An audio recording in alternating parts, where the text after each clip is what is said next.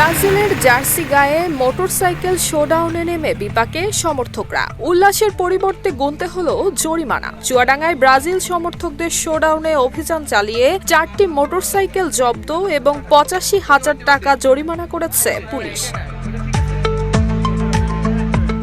31 মে বিকেল 4টার দিকে Chuadanga town football মাঠ থেকে ব্রাজিলের সমর্থকদের উদ্যোগে একটি মোটরসাইকেল র্যালি বের হয়। র্যালিটি শহরের বিভিন্ন গুরুত্বপূর্ণ সড়ক প্রদক্ষিণ করার কথা ছিল।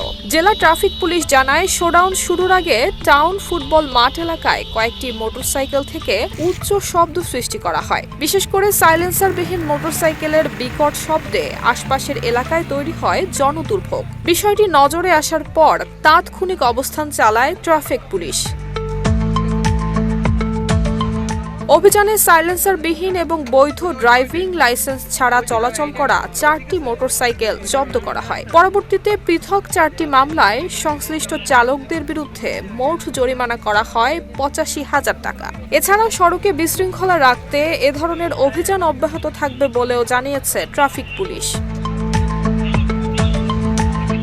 নুসরাত জাহান মেহেক, ঢাকা পোস্ট।